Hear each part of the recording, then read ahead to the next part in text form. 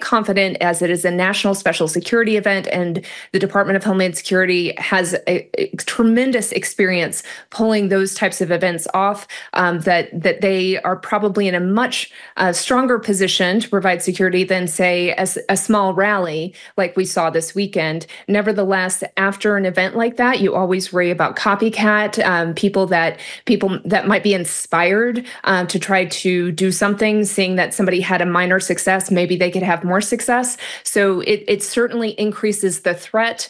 And if you're at the Department of Homeland Security, you have a no-fail mission. And so you are doubling your efforts to try to make sure that it is a safe and secure week. What was your reaction when you heard about this yesterday? Were you surprised? I was not surprised. We have been warning about threats of political violence for 3 or 4 years now. And certainly this year, all of those threats have escalated. We've been talking about the potential for political assassination to become, unfortunately, a norm. You might recall that the former Prime Minister of Japan was assassinated a couple of years ago.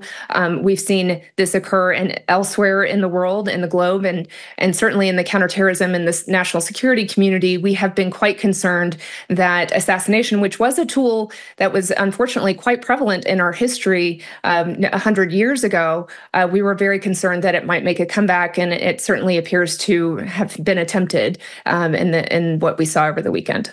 And what can you tell us about this kind of political violence and how it develops?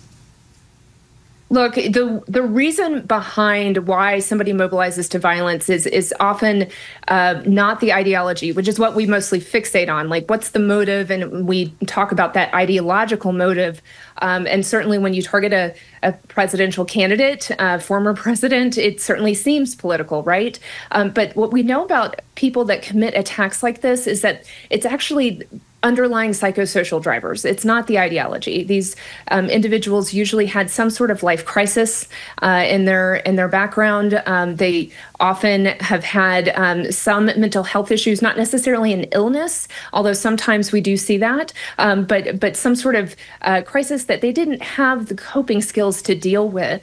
And then what we also know is that individuals that have committed targeted attacks in the past often are radicalizing online. They're finding belonging in communities online that glorify mass shootings, that find their significance in carrying out an act like this, and they find that that's inspiring to them. So very often it is not necessarily the particular ideology, an extremist ideology or political motive, but rather something that has gone wrong in that person's life, and they see this as their only solution. It's very tragic, and certainly not an answer that we, the public, want. But the maybe the positive note to this is when something is not just purely about ideology, but these underlying psychosocial drivers, it actually means we know how to prevent it, we know how to stop it, and so.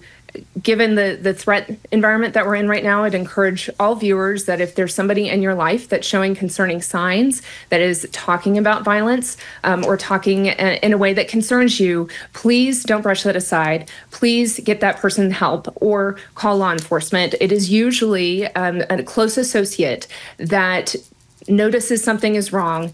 And when we stop attacks, it's because that close associate speaks out. So if you have somebody in your life that's concerning you, don't brush it aside. And Elizabeth, just one more before I let you go.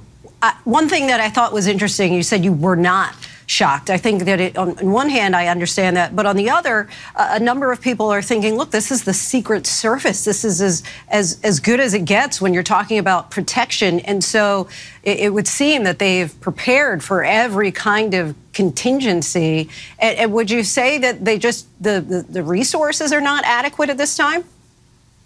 The Secret Service has a no-fail mission, and it's one of the toughest jobs out there, especially in a venue like where they were operating. So I was certainly disheartened at the security failure, and we don't exactly know all aspects of what actually failed. But they have a very difficult job when you're in an open environment like that. And yes, I mean, the resources are limited. We don't have enough Secret Service professionals. Every year we go through an election year, they are exhausted and end up very strained and stretched thin because we have to deploy them in so many places. They are the best of the best, but they are limited by their resources. resources. And so maybe this is a time to have that conversation that we need to be able to increase their capacity to be able to provide more protection in events like this. Elizabeth Neumann, super helpful insight. We thank you so much for your time.